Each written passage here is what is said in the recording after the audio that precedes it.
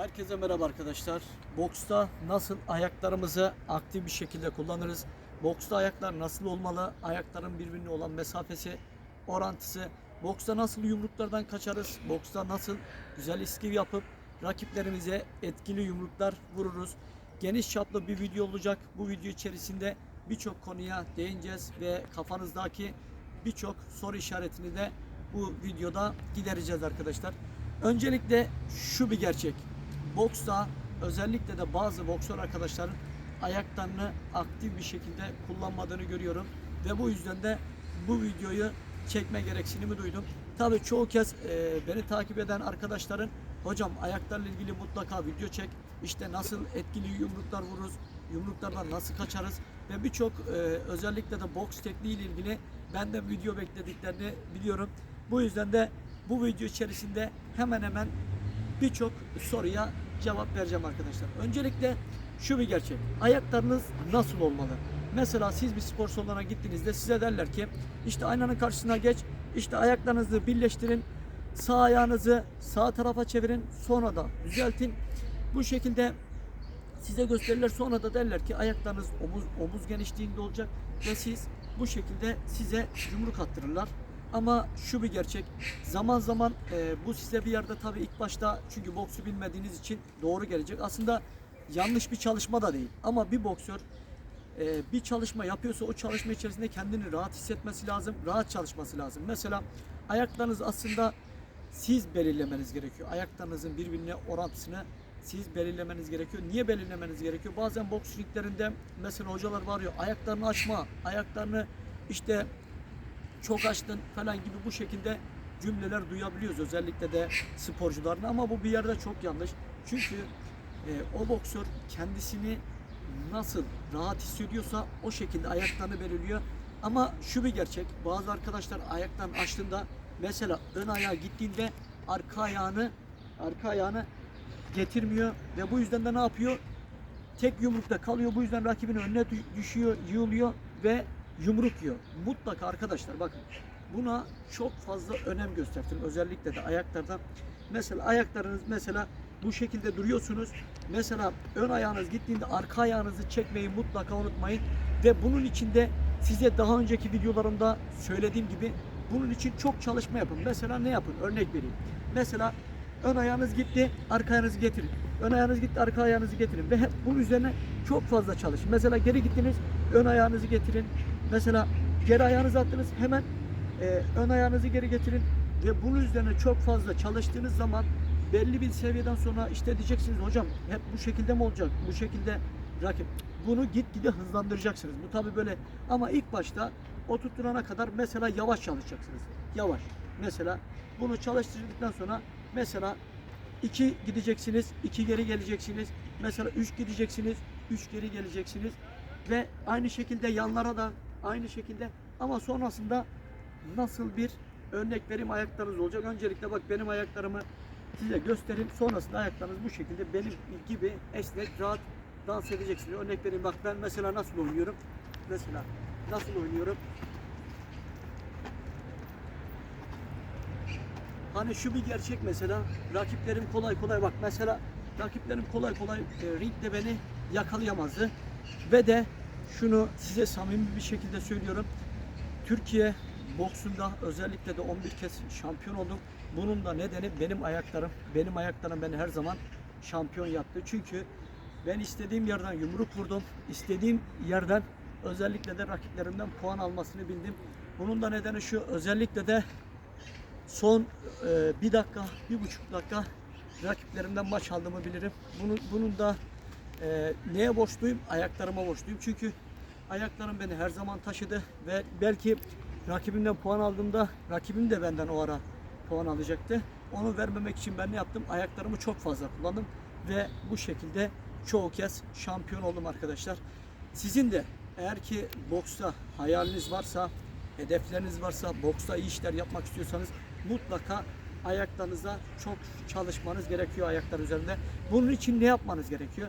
Bunun için mutlaka ve mutlaka jimnastik hareketlerini çok fazla yapmanız gerekiyor. Bunun için ne yapmanız gerekiyor? Tenis topuyla çok fazla oynamanız gerekiyor.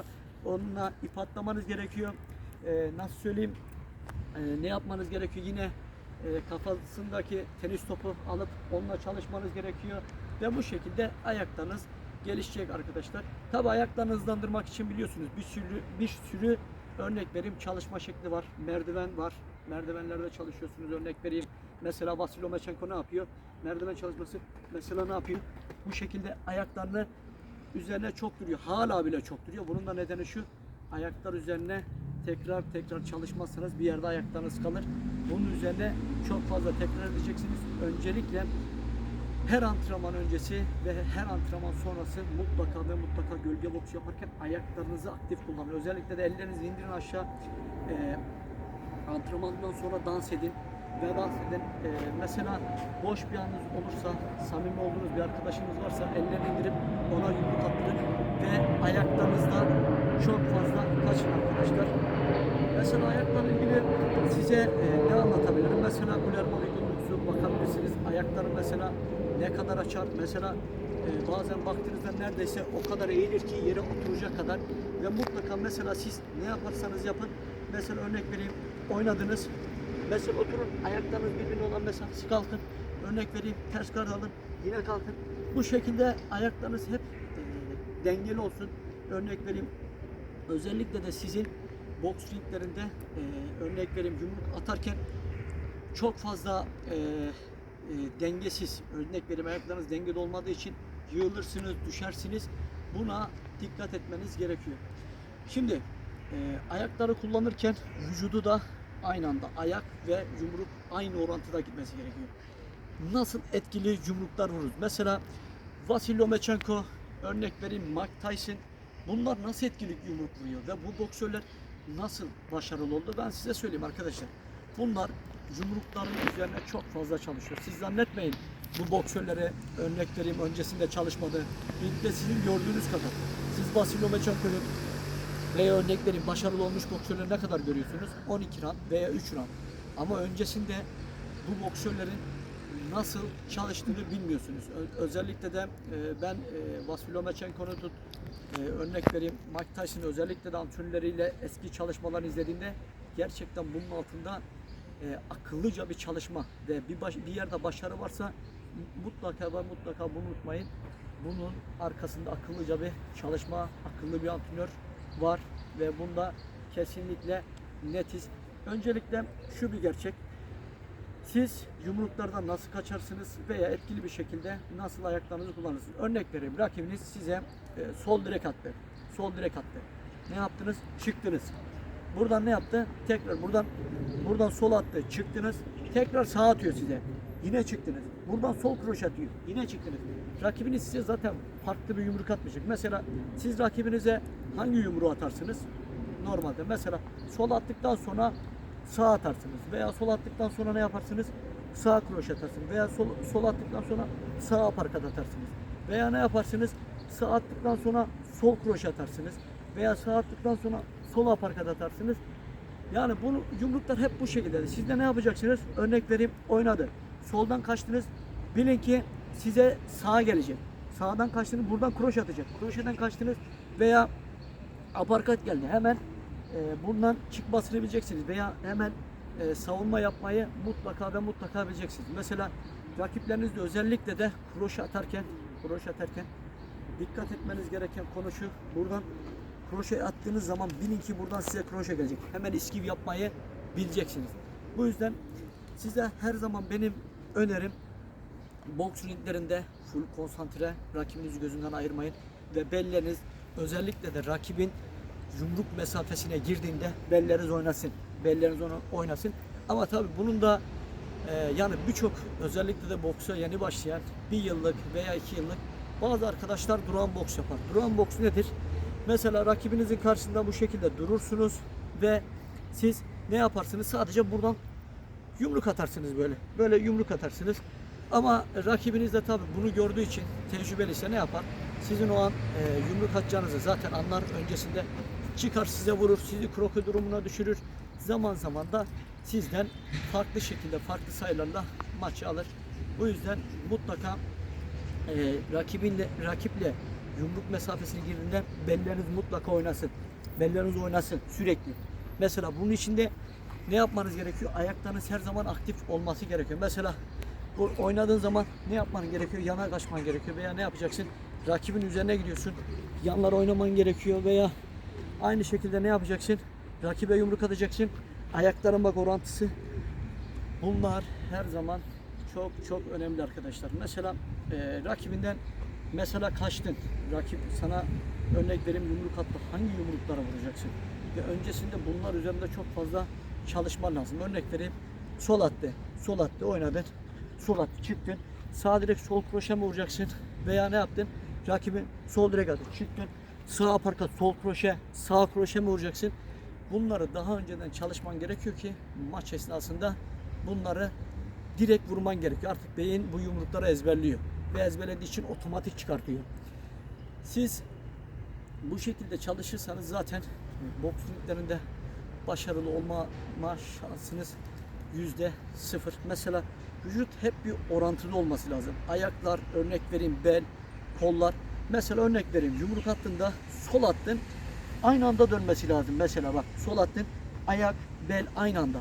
Mesela kafa hemen buradan görme. Biraz da yumruklarınızı mutlaka ve mutlaka biraz yukarıdan atın. Rakipten yumruk geldiğinde hani size vurmasın, elinize çarpsın.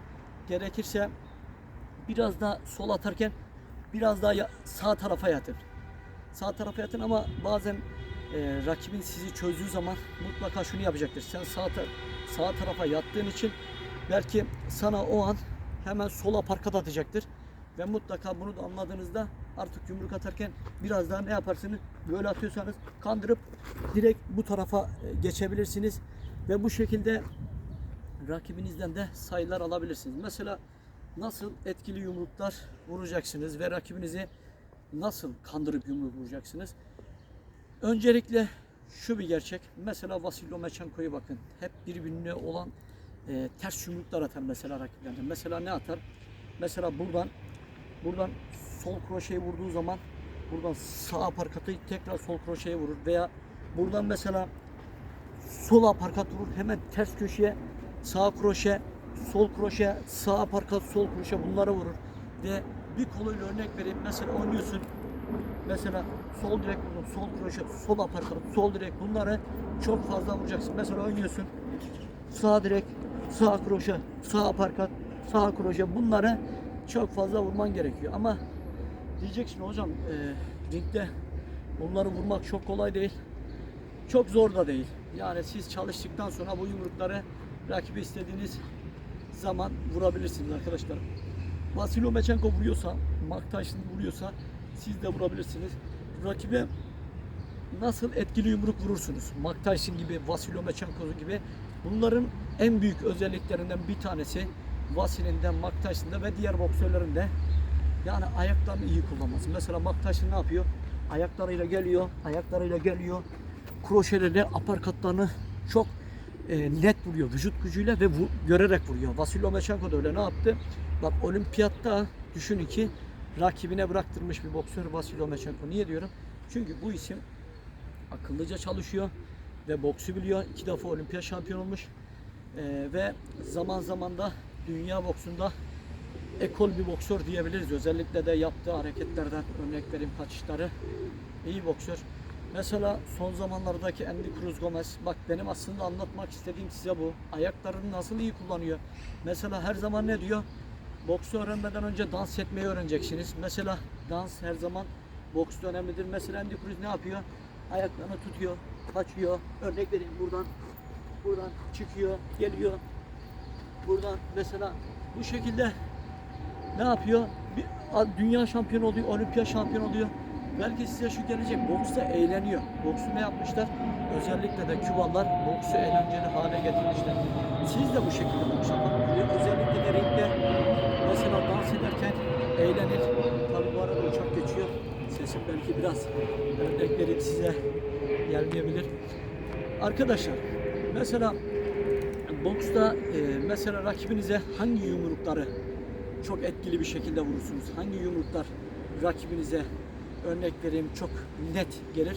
Öncelikle yumruğu rakibe örnek vereyim etkili vurmak için o mesafeyi çok iyi ayarlayacaksın. Örnek vereyim, sokulacaksın rakibe. Bir yumruk mesafesinden böyle ezbere yumruk atmayacaksın. Ezbere attığın zaman hem boşa gider hem kendini yorarsın. Bu yüzden ne yapacaksın? Rakibin yanına geldin. Örnek vereyim. Direkt çeneye vuracaksın. Senin tek hedefin var. O da çene. Mesela yumrukla ne yapacaksın? Çeneye vuracaksın. Ve yumruk atarken mutlaka ve mutlaka ayak, dediğim gibi ayak, vücut ve omuz. Bak mesela ben mesela yumruk atarken ne yapıyorum? Bak sol direğime attım. Hem ayağım dönüyor, hem vücudum, hem de omuzum. Bak kapatıyor. Bak kapatıyor. Bak ayağım dönüyor, kapatıyor. Ve bir ayağım yine ucunda. Niye ucunda? Çünkü bunu attığım zaman yumruk yiyebilirim. Ne yaparım? Eğer ki ayağım ayak ucunda vurursam tekrar atar. Tekrar kroşe vurabilirim. Örnek vereyim. Yani bunun gibi. Mesela eliniz her zaman burada olacak. Mesela hangi boksörlere bakın? Vasil Lomachenko'ya bakın. Taras Cruijff'a bakın. Örnek vereyim. Birçok boksör hep sağ buradadır. Ve sağ buradadır. Buradan yumruk vurur. Hemen mesela öyle. Mesela bu yumruğu kesinlikle bak. Bak yine söylüyorum. Bunu buradan aşmayacaksın. Bunu aşmayacaksın. Ve bunu geri götürüp böyle yumruk kırmayacaksın. Çünkü böyle yaptığın zaman direkt sen zaten yumruğa hedef oluyorsun. Ve puan kaybedersin. Mutlaka ve mutlaka buradan yumruk atarken, bunu vururken bu buradan çıkacak. Buradan çıkacak. Arka ayağın dönecek. Bak omuzun, örnek benim, çeneni kapatacak. Kesinlikle, çünkü boksörlerin tek hedefi çenedir. Bunu buradan kapatacaksın. Hiçbir yerden kolay kolay yumruk almayacaksın. Ve arka ayağını getireceksin. Buna dikkat. Yumruk nasıl atılır? İşte yumruk bu şekilde atacaksın. Bak. Bak. Bu şekilde. Bu. Bu. Bu.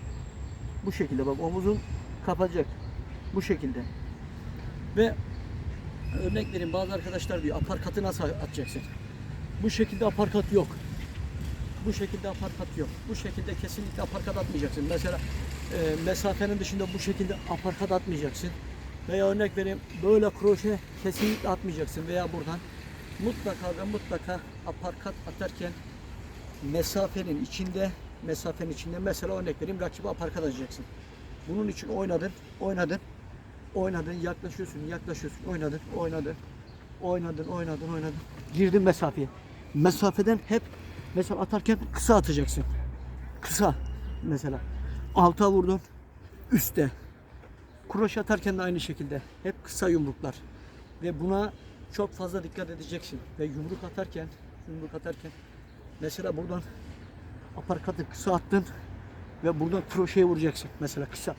Hep kısa, açmayacaksın kendini buradan. Ve de hep omuzun çenene yapışacak her yumruk attığında. Tık, bak omuzun çenende. Tık, çenende. Yine aynı şekilde sol aparkat attığında yine çenende. Mesela hocam diyeceksin. Mesela biz mesela kroşe atarken yumruk alıyoruz. Yumruk niye alıyorsun? Mesela örnek vereyim, oynadın. Rakibe sağ kroşe vuracaksın. Sağ kroşe. Yatarak mesela. Oynadığın zaman mesafeye girdin, kandırdın. Mesela kandırırken ne yapacaksın? Oynadın. Sol oynadın. Solunu mesela Canelo Alvarez yapıyor. Oynadın. Solunu biraz sağ tarafa kandıracaksın. Buradan sağ kroşe yatarak vurup sol aparkat vurabilirsin. Veya ne yaparsın? Oynadın, kandırdın, sağ kroşe, sol kroşe vurabilirsin. Bu şekilde yumruklar size puan getirecektir arkadaşlar. Ama mutlaka özellikle de kroşe atarken sizin dikkat etmeniz gereken bir konu var. Mesela buradan oynadın. Sağ kroşeye attın yatarıya. Mutlaka kaçın buradan. Mesela oynadın, sağ kroşe attın, kaçıp tık bir daha.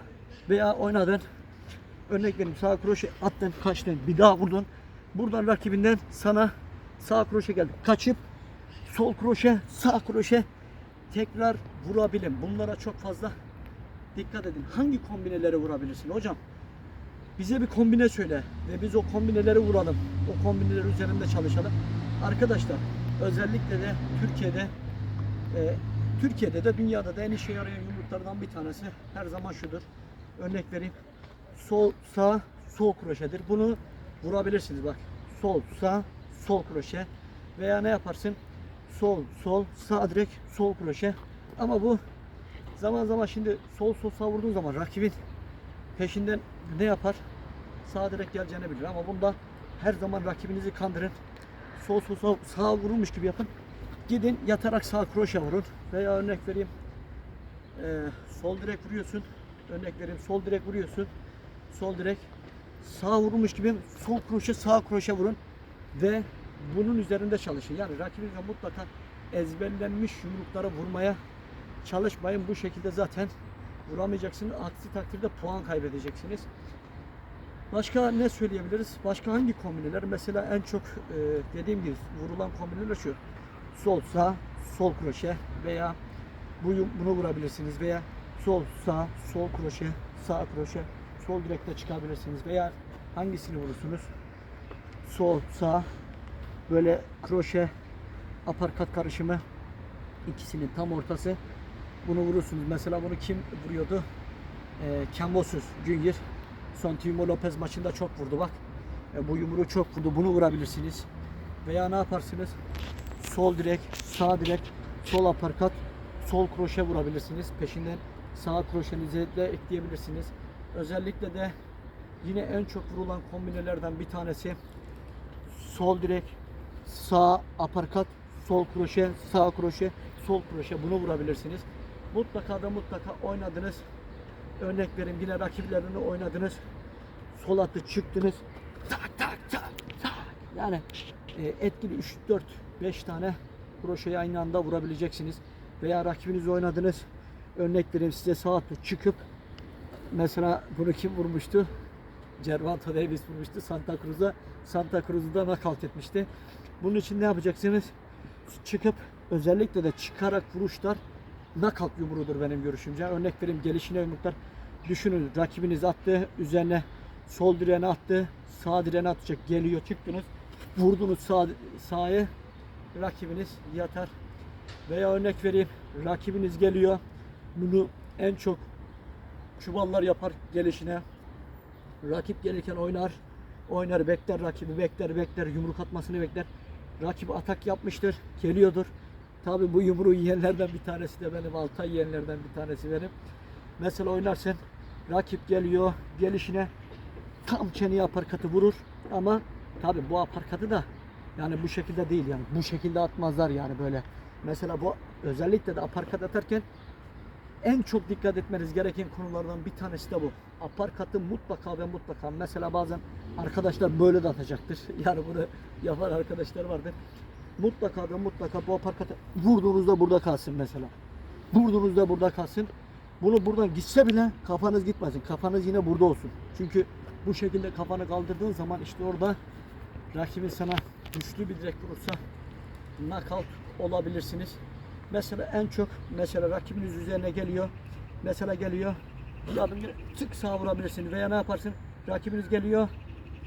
Bunu vurabilirsiniz. Mesela ayağınızı bir adım geri hafif, ön ayağınız sabit geliyor. Tık tık ama sağlam duracaksınız. Yine rakibiniz üzerine geliyor. Oynuyorsun. Aparkat, kroşe vurabilirsiniz. Geliyor yine. Hocam, rakibin üzerine gelirken ne yapmam gerekiyor? Biraz karışık bir video oldu ama siz de yine çok profesyonel olmasın da bu az çok aydınlatacak. Mesela rakibiniz yine üzerinize geliyor. Ne yapacaksınız? Oynuyorsun, geliyor. Mesela tık vuruyorsun. Mesela oynuyorsun, rakibin yine üzerine geliyor. Tık vurup çıkıyorsun. Mesela oynuyorsun, rakibin geliyor. Tık durduruyorsun. Mesela oynuyor. Tık vur. Gelirken dursun. Vurdun, bak. Vurdun, ayaklarına tabi geliyor. Vurdun. Tak, tak. Bunları vuracaksın. Tabi boksta her zaman şu bir gerçek. Her zaman şunu diyoruz. Zamanlama. Bunların hepsini vurman için de tabi senin zamanlamayı çok iyi yapman lazım. Zamanlamayı iyi ayarlaman lazım. Ve bunun için de ne yapman gerekiyor? Mesela rakibinin o an sana atak yapacağını, sana yumruk atacağını hissetmen gerekiyor ve gözlerine bakarak o an rakibine yumruk atmaya zorlaman gerekiyor. Zorladığında o ister istemez, mesela buna da ne yaparlar? Bunu en çok Kübalılar yapar. Psikolojik baskı. Mesela ne diyoruz? Mesela Anthony Joshua diyoruz, Usyk nasıl yenebilir? Anthony Joshua Usyk karşısında nasıl boks yapması gerekiyor? Veya diye. Çünkü bu şekilde durarak boksta mesela rakibiniz mesafede sizden iyi ve siz mesafede ona yumruk vuramıyorsunuz. Mutlaka bu tarz boksörlerle, teknik boksörlerle ne yapman gerekiyor? Oynaman gerekiyor. Oynaman, yumruklarına çıkıp aparkatlarla, kroşelerle yakından, özellikle de unutmayın, yakından bunu vurmaya çok çalışın. Örnek vereyim, şu mesafeden bile mesela rakibiniz de kısa, buradan yumruk direkt atmaya çok çalışın, buradan. Buna çok çalışın çünkü bu şekilde etkili puanlar alırsınız ve bir de bu mesafede tabii kapalısınız. Bu mesafeden rakibinize vurduğunda rakibinizin kafası gidecek. Doğal olarak net bir şekilde puan alacaksınız. Mesela ayaklarınız, rakibinize yumruk attığınızda mutlaka örnek verin, geldiğin yakındasınız. Ayaklarınızı hemen birbirine, örnek verin, karşılıklı olsun ve bu şekilde dengede olsun. Aparkatları, kroşeleri rahat vurmanız için. Mesela eliniz de burada olsun. Yumruklar altı üstü çok sağlam kapatın. Buradan mesela yumruk geldiğinde, mesela kroşeyi vurdun. Kroşe geldiğinde kaçıp tık buradan vurup tık buradan vurup örnek tık burada. Önemli olan rakibi iyi gözlemek ve rakibin, örnek vereyim, mesela ne yaptın? Burada yumruklardan iyi çıkman gerekiyor. Hemen rakibi oynadın, hop tık, hemen çıkman gerekiyor. Burada mesela yakında kesinlikle düz durmayacaksın. Mutlaka beller oynayacak. Çünkü rakibin o an yumruk mesafesindesin ve kroşelerini vuracak, aparkatını vuracak. Ve bu konuya çok dikkat etmelisin. Şimdilik başka ne söyleyebilirim? Uzun bir video oldu. Yani başka şimdilik aklıma gelenler bu kadar. Tabi çok sağlıklı bir kafayla, çok rahat bir kafayla bunu size anlatmıyorum ama yine de söylediğim şeyler bende oturmuş ve sizin işinize yarayacak şeyler. Çok profesyonel olmayabilir ama sizi geçici işinize yarayacaktır. Belki Türkiye Şampiyonası'na 1 ay 2 ay kalan arkadaşlar vardır. Onlar bunlardan yararlanabilir ve mutlaka özellikle de boks yapan arkadaşların Kübalı boksörleri çok izlesinler. Nasıl dans ediyorlar, nasıl yumruk atıyorlar ve yumruk atmada şöyle bir şey var arkadaşlar. Mesela yumruğu nasıl atmalıyız? Aparkatı, kroşeyi. Şimdi herkesin farklı vuruş şekli var. Mesela bize bu şekilde öğrettiler kroşeyi. Bu şekilde. Bu şekilde. Mesela biz kroşeyi bu şekilde öğrendik. Ama bu şekilde vurunca, bakın arkadaşlar, en önemli konulardan bir tanesi. Bu şekilde vurduğunuz zaman benim parmağım kırıldı. Yani şu parmağım kırıldı mesela.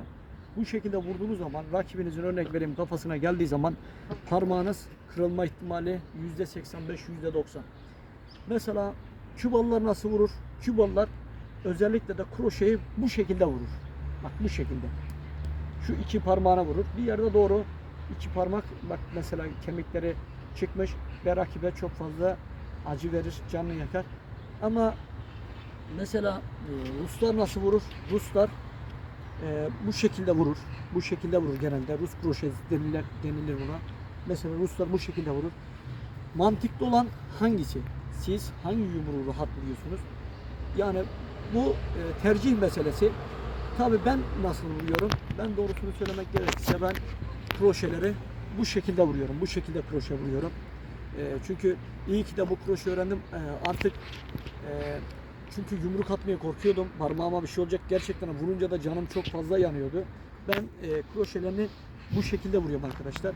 Mesela örnek vereyim. Uzakta da bu şekilde bazen vurduğum oluyor. Mesela tam şu parmaklarımın şurasına geliyor ama etkili oluyor. Rahat vuruyorum. Mesela aparkatı nasıl vuruyorum? Aparkatı vururken mutlaka özellikle de vücudun gücünü kullanacaksın mesela. Vücudun gücünü kullanacaksın ve yumruk atarken en önemli konulardan bir tanesi, tırnak içerisinde, kendinizi sıkmayın arkadaşlar. Bununla ilgili zaten bir video çekeceğim ama yine bu video içerisinde yine bunu da size söyleyeyim. Yani kendinizi yumruk atarken sıkmayın. Sizin zaten en büyük sorunuzdur. Türkiye Şampiyonası'na katılan yeni arkadaşların, 1 senelik, 2 senelik, 3 senelik olan arkadaşların en büyük sıkıntısı ortam. Tabii ki ortam. Daha önce bu şekilde yüksek maçlara katılmamış, örnek vereyim, büyük organizasyonlara katılmamış, şehrinde dövüşmüş. ne yapıyor? Heyecan yapıyor ve kendini kasıyor. Kastığı için de çoğu kez 2 sene, 3 sene bu yüzden yeniliyor. Siz öncelikle mutlaka ve mutlaka siz yani rahat olmaya, kendinizi sıkmadan yumruk atmaya çalışın. Örnek vereyim, oynadınız, kollarınız gitsin, korkmayın, gitsin, yumruk atsın, yumruklarınız çıksın. Yumruk atınca rahatlayacaksınız. Kendinizi sıktıkça daha çok yorulacaksınız. Yumruk atmaktan çekinmeyin boksçulukta. Atın yani. Elinizden geldiği kadar mücadele edin. Acemi misin? Örnek vereyim, rakibin tecrübeli, ona çok fazla yumruk at. Çok fazla yumruk vurmaya çalış. Çünkü peş peşe örnek vereyim, kombiniyle vurdun da o birini yakalasa birinin önüne geçemeyecek. Anladın mı? O akıllı boksçu bir yerde örnek vereyim, o tecrübesi mesela arda arda yumruk vurduğu zaman bazen yumruk atarken elini açacak, oradan pat diye birini yiyebilir ve bu sana da puan kazandırır. Bu şekilde de maç alma şansın olur ama öbür türlü yumruk atmadan, öbür türlü az yumruk attığını göstere göstere yumruk attığın zaman rakibin seni geride bırakabilir arkadaşlar. Şimdilik videonun sonuna geldik. Şimdilik söyleyeceklerim bu. Bak yine diyorum, kendinizi sıkmayın. Rahat yumrukları atın. Yumruklarınızı rahat atın. Örnek vereyim, rahat atın. Belleriniz rahat olsun. Belleriniz rahat olsun. Rahat. Mesela oynarken rakibin oyna. Tık vur. Tık vur. Tık vur. Buradan. Buradan. Buradan. Yani bu şekilde boks yaparsanız başarılı olursunuz. Yani başarılı olanlar annesinin kanında başarılı olmadı. Yani doğuştan başarılı doğmadı. Bu yüzden zamanla kendini geliştirdi ve bu iş üzerine çok çalıştı, emek verdi ve başarılı oldu. Yetenek ayrı bir şeydir. Yetenek yani Allah tarafından insanlara verilir. Herkesin farklı bir yeteneği vardır, farklı bir özelliği vardır. Bu özellikler tabi Allah tarafından insanlara verildiği için kimse diğeriyle aynı değildir, eşit değildir. Herkesin farklı bir özelliği, farklı bir önemi vardır. Şimdilik söyleyeceklerim bu kadar. Bir sonraki videoda tekrar görüşürüz. Bu tarz videoların gelmesini istiyorsanız özellikle de eğer ki benim tecrübeme, bilgime inanıyorsanız, eğer ki bu videoların size fayda sağladığını düşünüyorsanız kanala abone olup bildirimleri açmayı unutmayın. Videolarımdan haberdar olmak için. Ve videoyu da beğeniyorsanız, örneklerin benim gösterdiğim bilgilere inanıyorsanız, güveniyorsanız beğeni koymayı da unutmayın. Kendinize şimdilik çok iyi bakın arkadaşlar. İnanın çok daha iyi olacaksınız. Çok daha başarılı olacaksınız. Görüşmek üzere.